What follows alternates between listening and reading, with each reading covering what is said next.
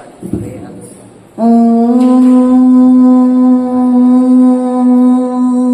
नमः सिद्धिभ्याम्।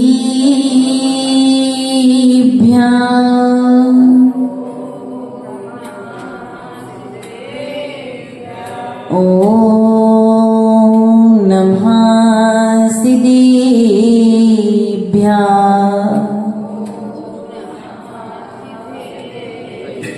ॐ नमः सिद्धिभ्याम्।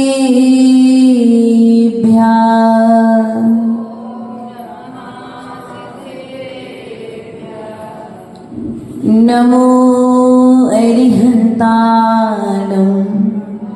नमो सिद्धाणं नमो आयर्याणं नमो अजायाणं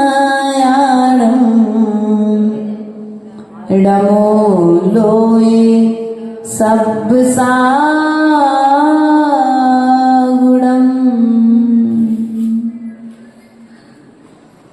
वन्दितु सब्बसिद्धे द्रोमचल्मणुभवङ्गैः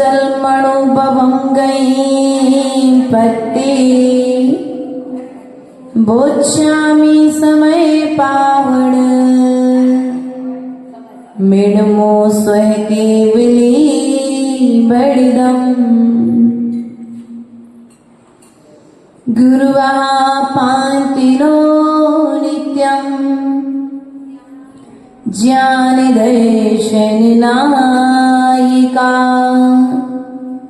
चारित्राणवगम्भीरा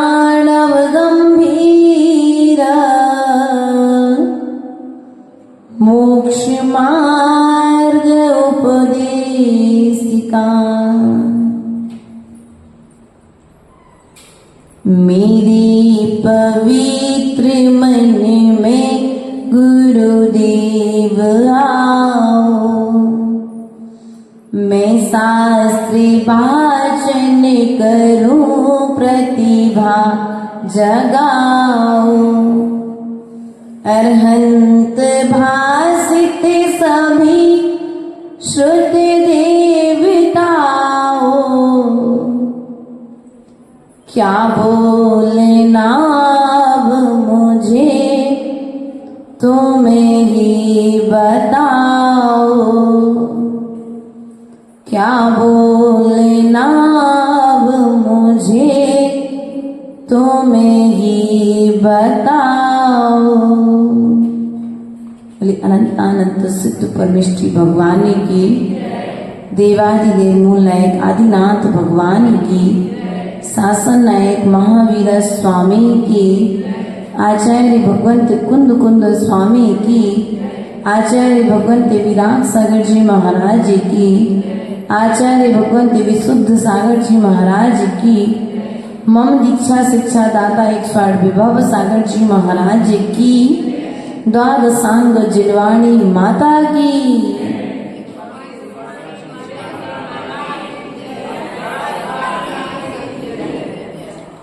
प्रिय बंधु, कल हम सभी ने एकत्व विभक्त आत्मा का स्वरूप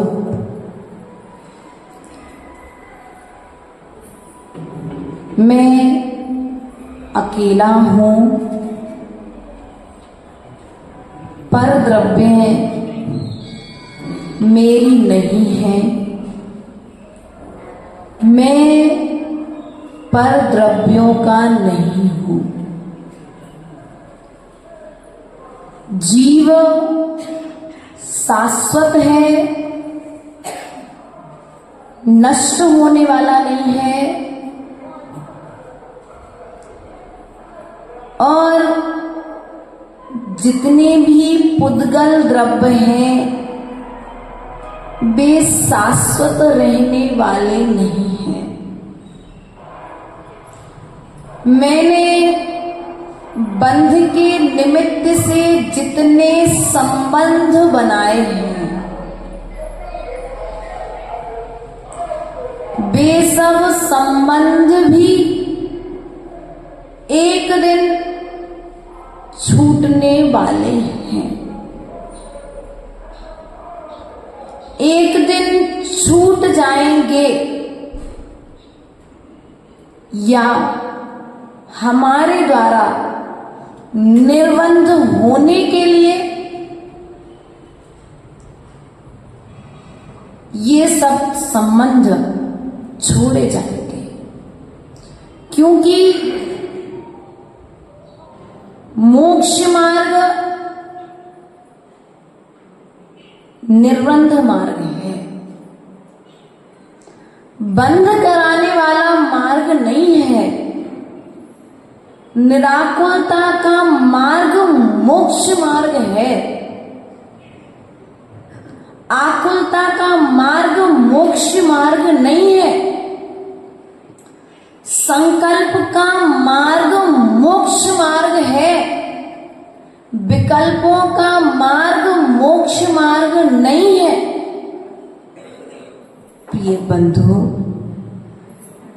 आचार्य भगवंत कुंद कुंद स्वामी जब समय सार की आराधना करने बैठते होंगे, उस समय उनके मन में कितने पवित्र पवित्र विचार, कितनी पवित्र ऊर्जा,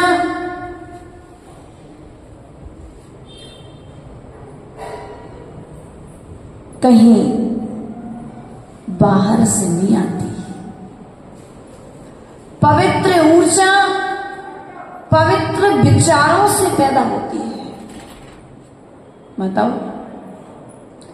पवित्र ऊर्जा पवित्र विचारों से पैदा होती है और पवित्र विचार हमारे पवित्र आचार को जन्म देते हैं।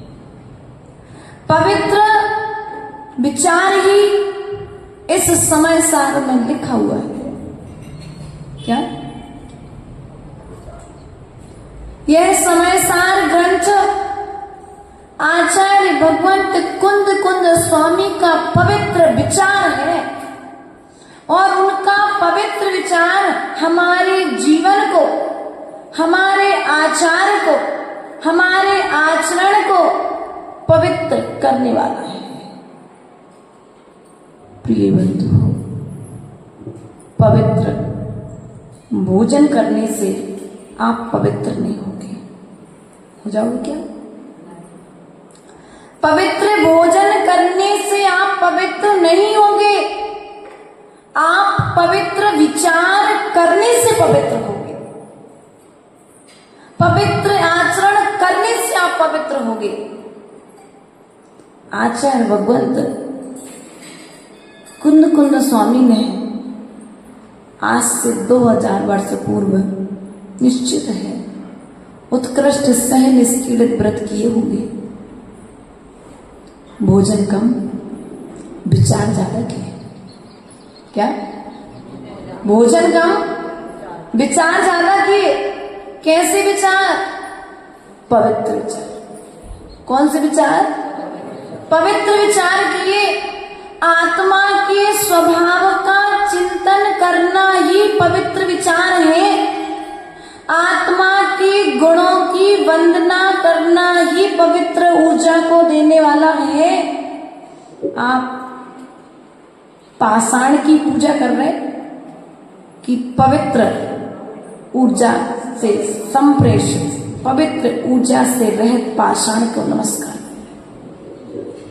उस पवित्र आत्मा को नमस्कार कर रहे जो अपने आचार से पवित्र होकर के परमात्मा पद को प्राप्त हो चुका है। इसलिए हम आपसे कहना चाहेंगे, हमें ज्यादा नहीं सुधरना, मात्र अपने विचार को सुधारना है। किसको सुधारना है? हमें अपने विचार को सुधारना है, हमें अपने भावों को संभालना है। ऐसा आचार्य भगवंत कुंद कुंद स्वामी कह रहे हैं। कुंद कुंद स्वामी ने 84 पाहुर लिखे हैं। कितने पाहुर लिखे मनीष भैया? 84 पाहुर लिखे और उन 84 पाहुड़ में से कुछ ही पाहुड़ हमें प्राप्त हैं। बाकी अपवित्र ऊर्जा वालों ने उन पवित्र विचार वाले ग्रंथों के लिए अग्नि में समाप्त कर दिया। और इतने पवित्र विचार, इतनी कठिनाइयों के पश्चात में भी हमें यह समय सार ग्रंथ प्राप्त हुआ है। और समय सार ग्रंथ सुनने के बाद में यदि हम समय की आराधना न कर पाए तो विराधना तो जारी है। समय अर्थात आत्मा, समय अर्थात घड़ी का समय, और समय अर्थात समय सार। समय सार की आराधना समय की आराधना से होगी, अर्थात आप अपने गुणों का चिंतन करो। मैं कौन हूं, मैं क्या लेकर के आया था और मुझे क्या लेकर के जाना है। पुण्य लेकर के आए थे, कहीं मैं पाप लेकर के जाने वाला तो नहीं हूं। आप व्यापारी मेले में जाता है, मेले में जाकर के क्या करता है, दुकान खोलता है, और दुकान खोलने के पश्चात में सामान को बेचता है। जितना प्रॉफिट होता है उसे प्राप्त करके खुश होता है। और जैसे ही संध्या कालीन बेला प्रारंभ होती है, वह दुकान बंद करके अपने स्थान पर आ जाता कि नहीं आ जाता। लेकिन हमारी स्थिति कुछ इस तरह से बनी हुई है कि हमें अपने स्थान पर जाने की सुध ही नहीं है। हम तो इस बाजार में आ गए हैं, इस मेले में आकर के बैठे हैं, 4 गतियों के मेले में चक्कर लगाने में मस्त हो गए हैं। कभी त्रेंच गति के दुख भोग करके हम लीन हैं, कहीं मनुष्य गति के सुख दुख में हम लीन हैं, कहीं हम देव गति के सुख दुख में लीन हैं, कहीं नरक गति में भी हम जाकर के लीन हो गए। लेकिन अपने आत्मा की सुध, भैया बच्चे की खबर नहीं लेते तो बच्चा भी क्या कहता है, मम्मी बहुत दिन हो गए, क्या बात है, बहुत दिन बाद फोन लगाया। ये आत्मा भी तुमसे बार बार कहती है कि एक बार तो निज में आ जाओ, एक बार तो अपनी खबर ले लो। पर की खबर लेते हुए तो पूरा जीवन निकाल दिया तुमने। प्रिय बंधु, बंध से बचना है, विषम बांधनी कथाओं से बचना है, तो आचार्य भगवान कहते हैं सम्यक कथा करना प्रारंभ करो। क्या करो? शंका मत करो। क्या करो? शंका मत करो, सम्यक कथा का श्रद्धान करो। हमें किस पर शंका है? दुकान पर सामग्री बेचने वाले उस व्यक्ति पर तो हमें विश्वास है।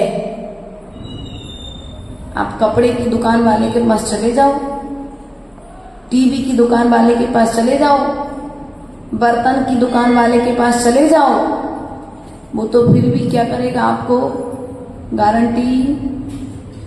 लेकिन तुम्हारी गारंटी लेने वाला कौन है? कोई भैया?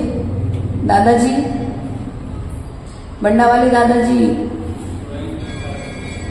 कौन किसकी गारंटी लेने वाला है? तुम्हारे श्वासों की गारंटी लेने वाला कोई है? जब तुम्हारे श्वासों की कोई गारंटी लेने वाला नहीं है तो फिर अपने समय को संसार के कार्यों में क्यों खत्म कर रहे हो? क्यों समाप्त कर रहे हो? आवश्यकता है यदि तो आवश्यकता जितनी है उतना करो, उसमें लीन मत हो जाओ। क्या? उसमें लीन मत हो जाओ, उसमें आनंद मत मनाने लग जाओ। प्रिय बंधु, वरना ये श्वासें आज मिली हैं, फिर मिलेगी। श्वासों का क्या भरोसा, श्वासों का क्या भरोसा, रुक जाए चलते चलते। क्या कहा? सांसों का कोई भरोसा, सांस का तो भरोसा है लेकिन श्वास का भरोसा नहीं है। इसलिए प्रिय बंधुओं, अपनी प्रत्येक श्वास के लिए समय सार की आराधना में लगा दो, अर्थात अपने आत्मा के गुणों के चिंतन में लगा दो। मुझे पर द्रव्यों से कोई मतलब नहीं है, जिनकी मैं सेवा कर रहा हूं वे सब मेरे साथ जाने वाले नहीं हैं। मरने के बाद स्थिति क्या होती है? चाहे साधु रहे चाहे श्रावक रहे, प्राण निकले, आत्मा निकली कि वो पत्नी जो 7 फेरे लेकर के आई थी, थोड़ी देर रोती है और फिर कहती अब कितनी देर है ले जावे में। क्या कहती फिर? अभी कितना टाइम है भैया, बदबू आ रही है, अब सब मोड़ा मोड़ी भूखे हैं।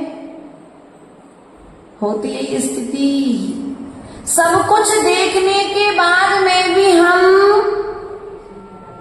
उसी में आनंद, हाँ खूब पढ़ा लो पुत्रों को, कहानी वो याद आ जाती है कि एक पिता ने अपना जीवन पूरा बच्चों को खड़े करने में लगा दिया, बच्चों को बनाने में लगा दिया, स्वयं पुराने कपड़े पहने लेकिन बच्चों की पढ़ाई के लिए मकान गिरवी लगा दिया।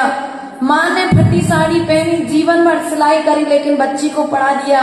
लेकिन अंत समय में जब माँ ने कहा कि बेटा अब मेरा शरीर काम नहीं करता है, आ जाओ कुछ समय अपन सब एक साथ रह लें, पता नहीं अब कब हम आप सबके बीच से चले जाएंगे।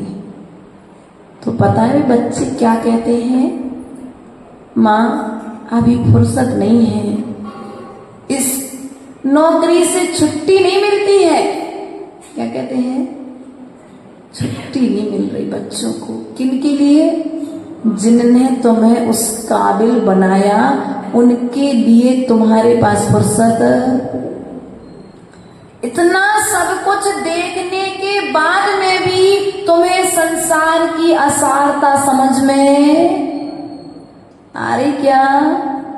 बोलो तो नहीं आ रही। यहां तक स्थितियां बनती हैं सेंथिल भैया।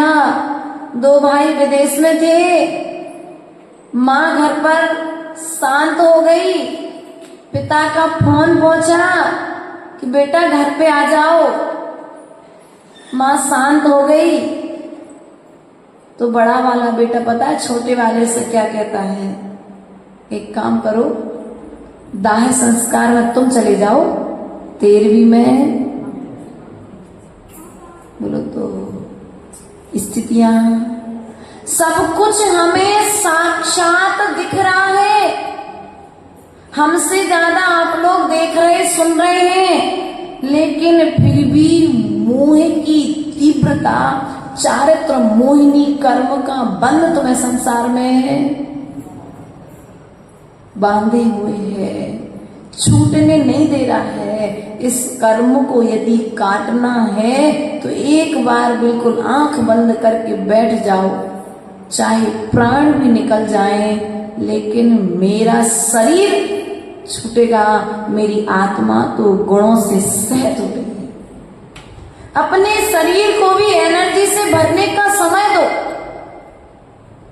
टंकी में से पानी निकालते जाओगे तो टंकी खाली हो जाएगी, और जैसी खाली होने के पूर्व में आप क्या करते हो? बाल्टी 2 बाल्टी पानी बचा कि पहले से तत्काल बोरिंग चालू करके पुनः, और आप लोग क्या कर रहे हो? इससे विपरीत कार्य कर रहे हो। अपनी एनर्जी को खाली तो कर रहे हो लेकिन भरने का समय, इसलिए जब एनर्जी को भरने का समय नहीं देते हो, अर्थात समय का काल एनर्जी से भरने का काल है।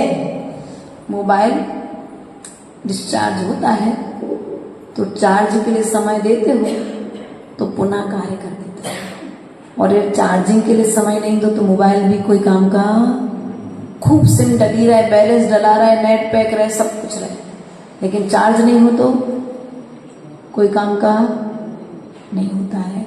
उसी प्रकार से भगवान के सामने तुम जो समय दे रहे हो वो तुम्हारे लिए चार्ज करने का समय है। स्वाध्याय के लिए तुम जो समय दे रहे हो वो स्वयं को चार्ज करने का समय है। सामयिक के लिए जो समय दे रहे हो वो समय स्वयं को चार्ज करने का समय है। प्रतिक्रमण के लिए जो समय दे रहे हो वह समय स्वयं को चार्ज करने का समय है। प्रिय बंधु, अपने कर्तव्यों को समझो। हमने संसार के जीवों के प्रति जीवन भर कर्तव्य निभाए, एक बार भी मैंने अपने प्रति कर्तव्य निभाया था तो शायद मैं संसार से पार हो जाता। संसार से पार होने में समय लग रहा है, अर्थात अभी मैंने अपने प्रति अपना कर्तव्य पूर्ण नहीं किया है। मैंने अभी स्वयं को जाने नहीं, मैं हूं क्या। मैं होने वाला भावी सिद्ध भगवान हूं। कौन हूं? जितने गुण भगवान मुनीश्वरनाथ में है, जितने गुण भगवान आदिनाथ में है, जितने गुण नेमिनाथ भगवान में है, या जितने गुण मोक्षगामी जीवों में थे उतने गुण प्रत्येक आत्मा में हैं। बस जरूरत जगाने की है, जरूरत उन गुणों को प्रकट करने की है। प्रकट कैसे होंगे माता जी? ध्यान करने से तुम्हारे गुण प्रकट होंगे। क्या प्रकट होंगे? ध्यान करने से तुम्हारे गुण प्रकट होंगे, प्रतिक्रमण करने से तुम्हारे गुण प्रकट होंगे। एक श्राविक आई, माता जी क्या जिंदगी है श्रावकों की, वही रोज सुबह उठना, झाड़ू उठाना, पोछा लगाना, भोजन बनाना, बर्तन साफ करना, फिर शाम को फिर वही चीज और दूसरे दिन से फिर वही रूटीन। कुछ आप लोग की भी ऐसी चर्या है? बोले सुबह से उठो, स्वाध्याय करो, प्रतिक्रमण करो, सामायिक करो, क्लास लो, दिन भर इसमें निकल जाता है समय। अंतर क्या हुआ? अंतर ये हुआ कि तुम जो क्रियाएं करते हो उन सब क्रियाओं को करते हुए तुम कर्म से बन जाते हो, और हमारी प्रत्येक क्रिया हमारे लिए कर्म से निर्बंध कर देती है। अर्थात हमारी प्रत्येक क्रिया हमें कर्म से छुड़ा रही है, और तुम्हारी प्रत्येक क्रिया तुम्हें कर्म से, क्योंकि तुम्हारी क्रिया संसार को बढ़ाने वाली है और हमारी क्रिया हमें संसार से छुड़ाने वाली है। तुम झाड़ू लगाते हो, हम मार्जन करते हैं। क्या? तुम कचरा हटाते हो, हम जीव हटाते हैं। क्रिया दोनों की सेम है। कोई बच्चे को झाड़ू और पिच्छी में भेद नहीं मालूम तो वो कहेगा झाड़ा लगा दिया, कचरा साफ कर दिया, लेकिन भेद भावनाओं में आया है, भेद भावों में आया है। क्रिया में भेद है लेकिन भावों में। झाड़ू लगाने वाला यदि झाड़ू लगाते समय यह विचार करे कि मेरी झाड़ू से कोई जीव, तो भी कर्म की निर्जरा कर सकता है। लेकिन क्या होती स्थिति?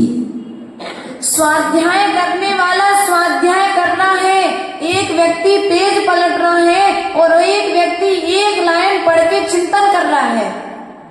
बताओ कौन महान है? एक व्यक्ति को बहुत तेज भूख लगी है, 100 लड्डू खा लिए, और एक व्यक्ति को भूख लगी है, उसने 1 लड्डू खाया लेकिन चबा चबा करके खाया। तो क्या हुआ? लड्डू जाएगा, पचेगा, स्वाद आएगा, और हमने क्या किया? भूख लगी थी तो जल्दी जल्दी खा लिया और अपने तो भोजन रुचेगा भी नहीं और पचेगा भी नहीं, और बिना रुचा और बिना पचा हुआ भोजन बीमारी को पैदा करेगा। उसी प्रकार से बिना भावों की गई क्रिया तुम्हारे लिए कर्म का बंध कराएगी। इसलिए जितनी भी क्रियाएं करो भावपूर्वक करो। कैसे करना है? भावपूर्वक क्रिया करो। आचार्य भगवंत कुंद स्वामी कारिका नंबर 4 में आज फिर से काम, भोग और बंध की कथा के विषय में बताने वाले हैं। उनका कहना है कि ये जो जीव है, इस जीव का मन काम, भोग, बंधों की कथाओं में क्यों लगता है? तो आचार्य भगवंत क्या कहते हैं? सुध परिचिदानुभूता सबस भी काम भोग बंध कहा, इयत्त शुभलंभो ऋणवृणा सुलोभिह तस्य। अर्थात आचार्य भगवंत यहाँ पर कहते हैं कि सुध परिचिदानुभूया सुनी गई है। क्या सुनी गई है? काम, भोग और बंध की कथाएं परिचय में आई हैं। क्या हुई है? परिचय में आई हैं। अनुभूता अनुभव में आई हैं। सबस भी काम, भोग, बंध कहा। काम, भोग और बंध की कथाएं सुलभता से। कैसे भैया? पुरुषार्थ नहीं करना पड़ता। आशीष भैया, बुराई सुनने के लिए किसी के घर पे नहीं जाना पड़ेगा, तुम्हें घर पे आके बता जाएगा। अच्छी बातें सुनने के लिए पुरुषार्थ करके जीना चढ़ के आना पड़ रहा है, लेकिन बुरी बातें सुनने के लिए पुरुषार्थ जहां खड़े होगे, जहां बैठोगे। और आजकल तो सबसे अच्छी सुविधा तुम लोग के लिए क्या हो गई? मोबाइल। कहीं नहीं जाना, कमरे में बैठे दुनिया की खबर। किया क्या है हमने भैया? आगे आ जाओ, तुम लोग तीनों चारों आगे आ जाओ। आशीष भैया तीनों चारों को ले आओ, एक भैया पीछे बैठे चश्मे वाले उनको भी ले आओ। आप लोग अच्छे से सुनते हो, आगे बैठा करो। आ जाओ, आप भी आ जाओ। क्या कहा? सुनने में आई, सुध परिचिदानुभूया सुनी गई है, परिचय में आई है, अनुभव में आई है। काम, भोग और बंध की कथाएं। इयत्त शुभलंभो अर्थात आचार्य भगवान कहते हैं एकत्व विभक्त आत्मा की बात आज तक हमें सुलभता से प्राप्त। ये कहने वाले तो मिले हैं कि हमने तुम्हारे पीछे इतना सब कछु करो और तुम हमें छोड़ के जा रहे हो। बच्चे क्या कहते हैं जब कोई मोक्ष मार्गी निकलता है तो माँ क्या कहती है फंसाने के लिए? बेटा हमारा सहारा को नहीं है, हमने एक को जन्म दो तो तुम्हारा ने कि तुम दीक्षा लोगे। बोलते ना कई माता, हमने इसीलिए इतना बड़ा व्यापार किया था कि तुम छोड़ करके चले जाओगे। हमने पैदा ईखो नहीं करो तो कि तुम दीक्षा लो, ऐसा तो बोलते हैं। हमने जन्म इसलिए दिया था कि अंतिम समय में तुम हमारा सहारा। लेकिन कोरोना काल ने बता दिया कोई किसी का सहारा नहीं है। कौन कब जाएगा इसका भी कोई निश्चित। उस कोरोना काल की स्थिति को देखने के बाद में भी यदि हम सावधान नहीं हैं तो हमसे बड़ा मूर्ख इस संसार में कोई दूसरा नहीं है। जिस संपत्ति को तुमने समेट करके रखा है वह संपत्ति भी तुम्हारी श्वासों को नहीं बचा पाई। पूरा मकान ले लो भैया, लेकिन एक ऑक्सीजन दे दो। एक एक श्वास की कीमत व्यक्ति को उस कोरोना काल में समझ में आई। उसके बाद में अब कोरोना काल चला गया तो वह सावधानी भी। उस समय खूब रणकार मंत्र पढ़ा, खूब पूजा करी, मंदिर जो मंदिर कभी नहीं आते, लेकिन कोरोना काल में मंदिर आना क्यों? क्योंकि मना किया गया है ना। घर में ही व्यवस्थाएं बना ली, भैया कर लो, कछु भगवान बचा ले भी हमें, हम नहीं बचे तो हमारे परिवार वाले बच जाए, कोई तो बच जाए। क्या हुआ उसके बाद में भी एक एक श्वास के लिए व्यक्ति किस प्रकार से तड़प रहा था, किस प्रकार से बिलख रहा था। कोई अपने गोद के बच्चे को छोड़ करके चला गया, तो कोई 20 साल का बच्चा चला गया, कोई अपनी पूरी करोड़ों की संपत्ति को छोड़ करके गया, तो किसी की आज शादी हुई, कल कोरोना हो गया, 13 दिन बाद, 10 दिन बाद वो भी, किसी नई नवेली दुल्हन की भी हाथ खाली कोरोना काल में हुए हैं। प्रिय बंधु, सब कुछ देखने के बाद में भी हमें अपनी सुध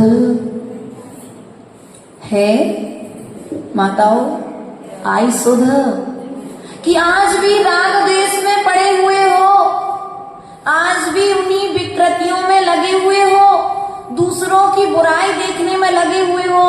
आचार्य भगवंत कहते हैं अनादि काल से तुमने यही देखा है, यही किया है, इसलिए तुम्हारा मन भी आज उसी में लग जाता है।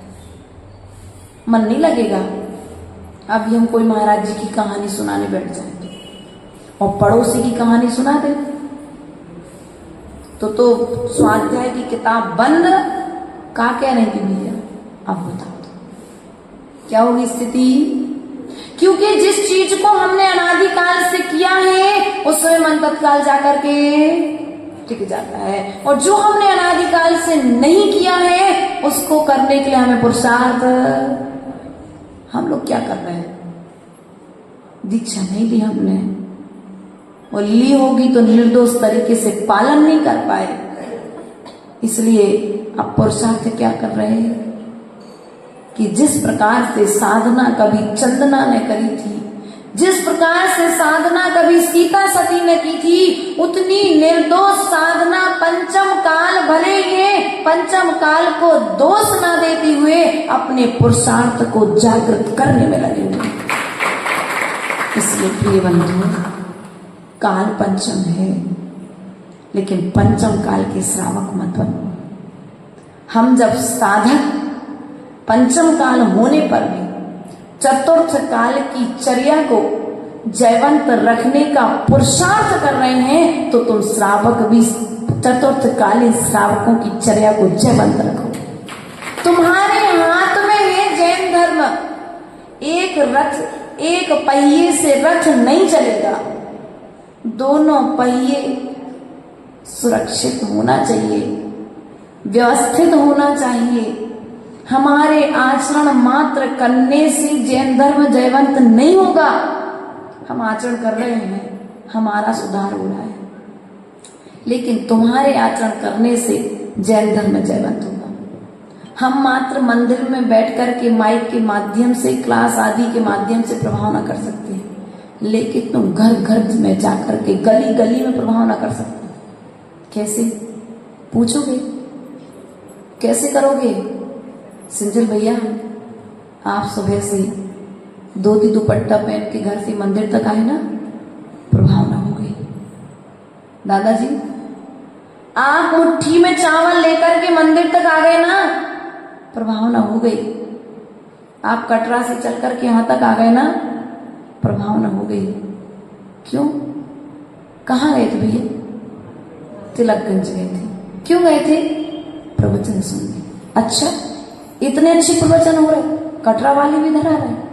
अब क्या हुआ? अब तुम्हारी जो आने की क्रिया हुई, इसको देख करके 4 लोग और कल पुरुषार्थ करेंगे। आप घर से मंदिर तक आए, और जब मंदिर आए तो एक हिंदू समाज का भाई था, भैया उनको छूना मत, वो 16 में मंदिर जा रहे हैं। क्या कहेगा? अपना ड्रेस कोड क्या है मंदिर का? धोती दुपट्टा, पैंट शर्ट नहीं है मंदिर के ड्रेस कोड, धोती दुपट्टा है।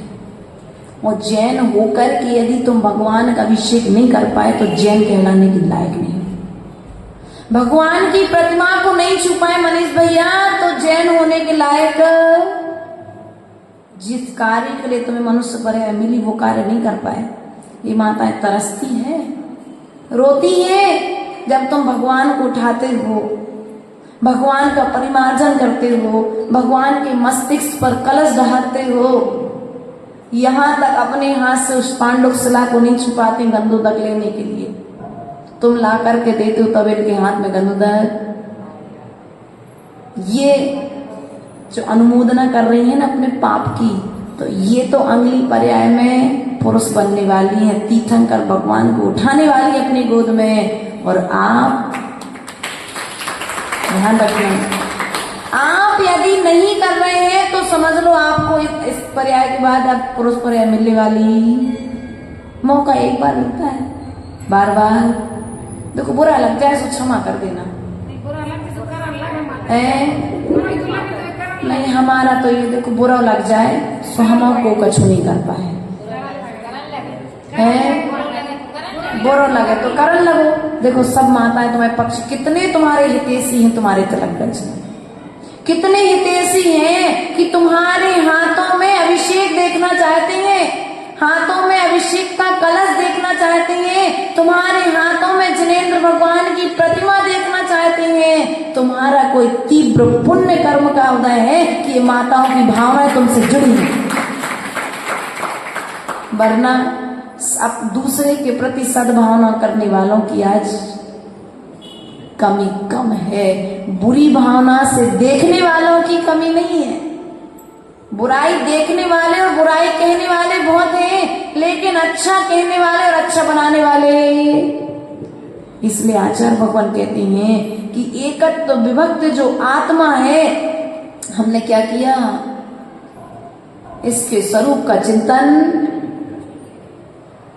काम भोग, एक बार जो वस्तु भोगी जाती है उससे भोग कहते हैं, और जो वस्तु बार बार भोगी जाती है उससे उपभोग कहते हैं। हमने अनादिकाल से किया क्या है? मल्लीनाथ भगवान बाल ब्रह्मचारी थे कि गृहस्थ थे? कौन थे? बाल ब्रह्मचारी थे। मल्लीनाथ भगवान को वैराग्य कैसे आया? पढ़ा कभी मल्लीनाथ पुराण? फुर्सत नहीं मिली, हम सुना देंगे आपको। मल्लीनाथ भगवान को वैराग आया कुछ नेमीनाथ की तरह।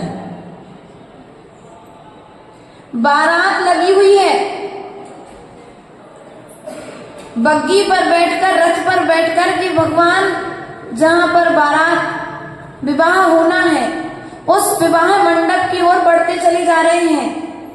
नृत्यांगनाएं नृत्य कर रही हैं, महलों को सजाया गया है फूलों से, रांगोलियां डाली गई हैं, वाद्य यंत्र वाले वाद्य यंत्र बजा रहे हैं, गायन करने वाले गायन गा रहे हैं मंगल गीतों के माध्यम से। कुछ माताएं मंगल कलश लेकर के साथ में चल रही हैं, कुछ माताएं आरती उतार रही हैं।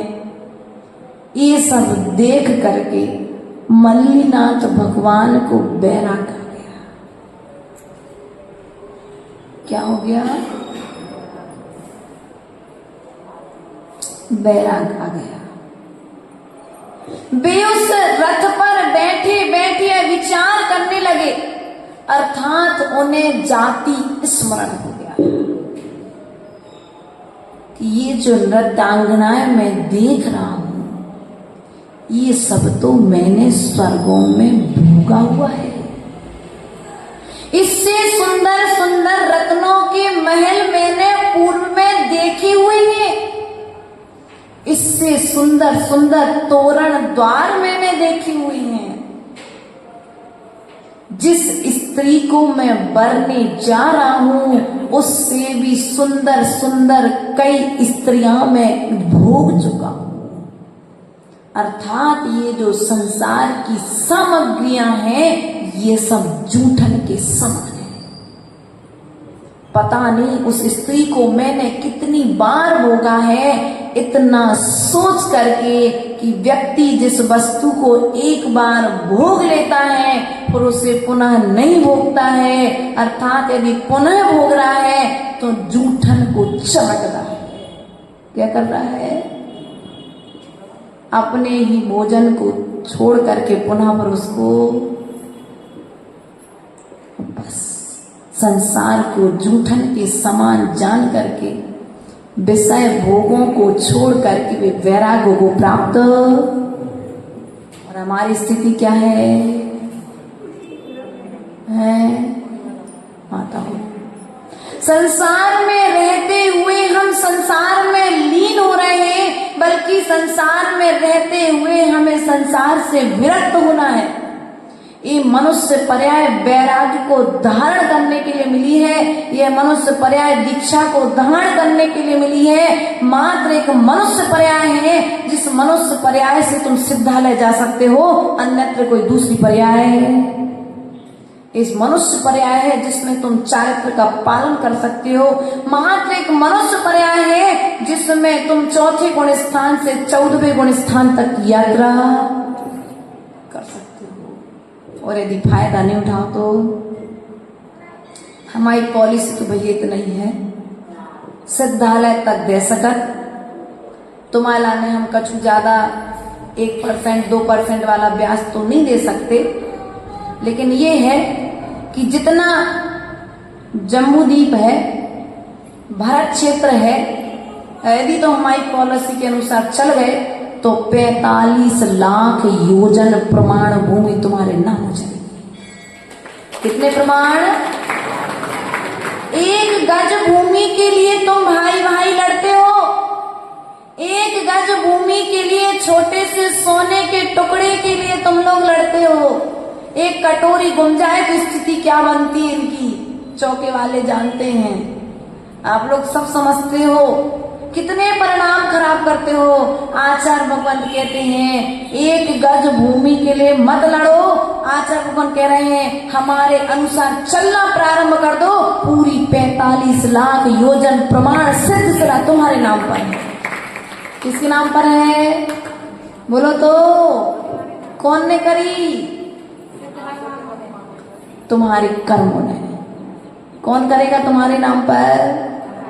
हमारे अरहंत भगवान हमें बता करके गए हैं कि बेटा तुम्हारे स्थायी मकान नहीं है, महल है। क्या है? तुम मकान के लिए लड़ रहे हो। सिद्धालय एक महल है, एक ऐसा महल है जिसमें जाकर के तुम विराजमान एक बार हो जाओगे, फिर वापस द्वार आने वाले नहीं हो। इसलिए पुरुषार्थ करो, प्रयास करो, संसार से छूटने का। लीन मत हो, उसमें लिप्त मत हो, वस्तुएं बढ़ाओ मत, व्यवस्थाएं बढ़ाओ मत। जितनी हैं उन व्यवस्थाओं में व्यवस्थित हो जाओ। क्या करना है? जो वस्तुएं हैं, जो व्यवस्थाएं हैं, उन व्यवस्थाओं में व्यवस्थित हो जाओ। मुनि श्री सुधा सागर जी से पूछा, सबके मन में प्रश्न है, माता जी ने चर्चा करी है, बताई क्या बोला महाराज जी ने? हाँ, बहुत सारे लोग पूछ रहे थे हमसे। तो जब महाराज जी से हमने पूछा, माता जी ने प्रश्न किया कि महाराज जी विशुद्धि कैसे बनाए? क्या गुण स्थान 5वां है, महाव्रत हमें प्राप्त हो चुके हैं। अब हम विशुद्धि को दिनों दिन कैसे बढ़ाएं? साधना के क्षेत्र में हम साधना करने का पुरुषार्थ कर रहे हैं, भावों में उत्कृष्टता कैसे आए? तो पता है महाराज ने क्या कहा? महाराज ने कहा जो कार्य तुम कर रहे हो उस कार्य को निर्दोष तरीके से करने का पुरुषार्थ करो, और निर्दोष तरीके से जो क्रिया की जा रही है वही विशुद्धि को देने वाली है। विशुद्धि और कुछ नहीं है। आप प्रवचन करने बैठे मंच पर, प्रवचन करते समय यह बात जो मन में आ रही है कि ये जिनवाणी माता मुख से कोई जिनवाणी के विरुद्ध बात ना निकल जाए, ये विशुद्धि है। आप आहार करने जा रहे हो, कोई जीव का घात ना हो जाए, ये विशुद्धि है। किसी श्रावक को हमारे वचनों से ठेस ना पहुंच जाए, ये विशुद्धि है। अशुद्ध मन वाला व्यक्ति अहिंसा का भाव नहीं रखेगा। विशुद्ध मन वाला व्यक्ति जीव की रक्षा करेगा और प्रत्येक जीव के भावों की रक्षा करेगा। इसलिए पुरुषार्थ करो अपने भावों को संभालने का। अब एक प्रश्न दूसरा किया महाराज जी से कि महाराज जी पंचम काल है और हम लोग नए नए साधक हैं, ये समाज की स्थितियां देख करके हम लोग किस प्रकार से आगे बढ़े, किस प्रकार से अपने मोक्ष मार्ग की निर्विकल्प रूप से साधना करें। तो महाराज ने कहा देखो, ये तो प्रकृति का नियम है, प्रकृति के नियम को अपन परिवर्तित नहीं कर सकते। कांटे हर रास्ते पर हैं, अपन को सुई लेके चलना पड़ेगा। क्या कहा? आप सुई लेकर के चलो, और जब आप सुई लेकर के चलोगे तो क्या होगा? तो कांटा लगेगा तो तत्काल हटा लोगे। लेकिन तुम कांटे हटाने के पीछे पड़ जाओ तो मोक्ष मार्ग प्रारंभ। इसलिए कांटे हटाने में उपयोग मत लगाओ, तुम सुई लेकर के चलो, अपना मार्ग बनाओ और आगे बढ़ते जाओ। प्रिय बंधु, हमें साधना करनी है, मोक्ष मार्ग पर बढ़ना है। तो आचार्य भगवंत विद्यासागर जी कहते थे, जब बात आई अभी कुंडलपुर में कुछ माता जी लोगों से बहुत अच्छा वार्तालाप हुआ। रास्ते में भी 2 दिन तक अंतर्मती माता जी के साथ हम लोग का विहार हुआ। आप लोग श्रावक सोचते हो पूजा पाठ प्रक्षालन और परिक्रमा और जे संग और बेसंग, साधु के मन में नहीं देखा मैंने। कुंडलपुर में 4 दिन रह करके आ गए। समय सागर जी ने भरपूर समय दिया, जितना समय हम गए उतने समय हमको समय मिला। यहां तक जब बांदकपुर से पिपरिया से बांदकपुर के लिए बिहार हुआ तो निर्यापक मुनि समता सागर महाराज जी 15 मिनट तक रास्ते में खड़े रहे। खबर पहुंच गई कि 3 आरी का संघ दर्शनार्थ हेतु आ रहे हैं। ये वात्सल्य कहाँ है? साधु के भीतर में है। जिनको स्वा का ज्ञान है वे आज भेदभाव से मुनि श्री प्रसाद सागर जी के दर्शन हुए। महाराज ने बाकायदा समय दिया और हमने कहा महाराज 3 बजे दोपहर में बिहार करेंगे। तो महाराज ने कहा कि इतनी तेज धूप है, बिहार नहीं करना भी। और महाराज ने 2:30 बजे से हम लोग लगभग 4:30 पौने 5 बजे तक महाराज के पास बैठे। पर कोनी के लिए बिहार हुआ पाटन से। रास्ते में रत्नात्र सागर महाराज मिले, रास्ते में संभव सागर महाराज मिले, कुंडलपुर में पहुंचने के बाद अभय सागर महाराज मिले, प्रयोग सागर पवित्र सागर महाराज मिले। तो कहने का तात्पर्य है कि हम साधक भी अर्थात हम श्रावक भी अब साधकों की सेवा में लीन हो जाएंगे तो हमारा कल्याण हो जाएगा। यदि भेदभाव करते रहेंगे तो हमारा कल्याण होने वाला। अंतरंग अंतर्मती माता जी पटेलिया जी में मिली, 2 दिन साथ में रहे। कुछ श्रावकों ने कहा कि माता जी दोनों संघों का एक साथ आहार नहीं हो सकता। ठीक है, तुम श्रावक हो ना, आहार नहीं हो सकता तो हम उस गांव में आहार नहीं करेंगे। क्या विचार किया हमने? जहां पर महावीर के पंथ के पुत्रियों के लिए 2 स्थानों पर अलग अलग आहार को निकलना पड़े, हम उस स्थान पर जाएंगे नहीं। और जाएंगे तो अपने बाहर, क्योंकि हम संदेश ऐसा देंगे कि मैत्री पैदा हो, भेदभाव पैदा नहीं। हमने स्वीकार कर लिया, 2 किलोमीटर आगे स्थान भी देख लिया, इनकी टीम पहुंच भी गई, सागर वाले कुछ लोग। लेकिन जब माता जी को ये मालूम पड़ा कि माता जी आगे बढ़ रही तो पूछा कि कारण। हमने कुछ नहीं माता जी, हम लोग को जल्दी पहुंचना है सागर, क्योंकि हम बुरा देख कह करके दूसरे का बुरा क्यों करें। माता जी हम लोग को सागर शीघ्र पहुंचना है, अष्टान का पर्व पास में है, इसलिए हम लोग शॉर्टकट से जल्दी से निकल रहे हैं। आज 2 किलोमीटर आगे होंगे, 2 किलोमीटर से हम धीरे धीरे करके आगे बढ़ जाएंगे। तो माता जी ने कुछ श्रावकों से बोला कि माता जी को गड़ा कोटा में ही आहार कराना है, और हम लोग एक साथ 10 माता जी अंतरंगमती माता जी थे और 4 माता जी हम लोग थे, एक साथ आहार को निकले। और उसके बाद गड़ाकोटा में एक साथ हुआ, चनौआ में रात्रि मुक्काम एक साथ में हुआ, चनौआ के बाद दूसरे दिन का आहार एक साथ में हुआ, और तीसरे दिन का चौथे टाइम का एक साथ रात्रि मुक्काम हुआ। चनाटोरिया परसौरिया क्या आता है आपका? परसौरिया।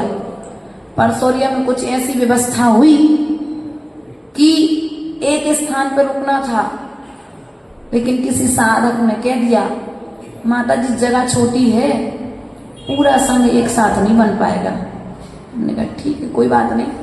हमने कहा माता जी को यहाँ रोको, हम थोड़ा आगे, और जैसे हम आगे बढ़े तो हमें स्थान अच्छा मिल गया। तो हमने 2 भैया लोगों से कहा, परसौरिया के आए थे, मैंने कहा जाओ माता जी से कहना पीछे वाला स्थान ठीक नहीं है, यदि यहाँ आना चाहे संग तो बढ़िया 5, 6, 8 कमरे हैं, बढ़िया बहुत बड़ी छत है, अपने साधना के योग्य स्थान है। तो माता जी 2 किलोमीटर एक्स्ट्रा चल करके शाम को साथ में रुकने के लिए आए, क्योंकि साधक की समस्या को साधक समझता है। आप तो कह दो कि माता जी यही बनी बाथरूम यहीं चले जाओ, ये फर्श पे चले जाओ, लेकिन साधक क्या करेगा भैया? अपने योग्य स्थान, लघु शंका के स्थान भी देखना है, दीर्घ शंका का स्थान भी देखना है। अब पूरी छत पे हरी आ गई, रोडों पर हरी आ गई, तो क्या करेगा साधक? अपने चर्या के अनुकूल श्रावक को मार्गदर्शन देगा, व्यवस्था बना लेगा। इसलिए पुरुषार्थ करो, जहां पर वात्सल्य होगा वहां पर प्रभावना हो जाएगी, करने की जरूरत नहीं पड़ेगी। इसलिए यदि आपको प्रभावना करनी है तो पहले आपस में वात्सल्य पैदा करो। बच्चे पैदा करे हैं, अब वात्सल्य पैदा करो, वात्सल्य जागृत करो। वात्सल्य तुम्हारा गुण है। क्या है? गुण है। उस प्रेम को मात्र पुत्र पत्नी और परिवार में मत लगाओ, उस प्रेम को पूरे राष्ट्र के लिए लगा दो। आचार्य भगवंत विद्यासागर महाराज ने देखो तो अगर किसी गृहस्थी में होते तो मात्र एक घर को बना पाते, और आज राष्ट्र के थे तो हजारों बच्चियों को संस्कारित कर दिया, हजारों बच्चों के लिए धर्म में लगा दिया, हजारों प्रतिमाधारी बना दिए। क्या किया उन्होंने? ये तुम्हारे प्रति उन्हें प्रेम था, वात्सल्य था, उन्होंने कर दिया। जितना प्रेम साधक तुमसे करता है उतना प्रेम तुम लोग साधक से करने लगो तो तुम्हारा कल्याण हो जाएगा। समय सार का सार यही है, समय सार का सार यही है कि तुम साधना करने वाले से प्रेम करो। हम किससे प्रेम करते हैं? काम भोग और बंध की कथाओं की जिनके माध्यम से पूर्ति होती है उनसे प्रेम करते हैं, उन साधनों से प्रेम करते हैं, लेकिन जिनसे इनकी निवृत्ति होती है उनसे हम दूर भाग जाते हैं। इसलिए पुरुषार्थ करो।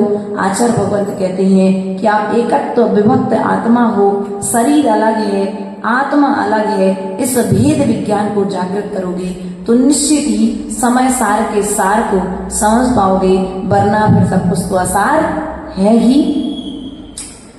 आत्मचिंतन का ये समय आया, पाकी नए तन क्या खोया क्या पाया। आत्मचिंतन का ये समय आया, एक पल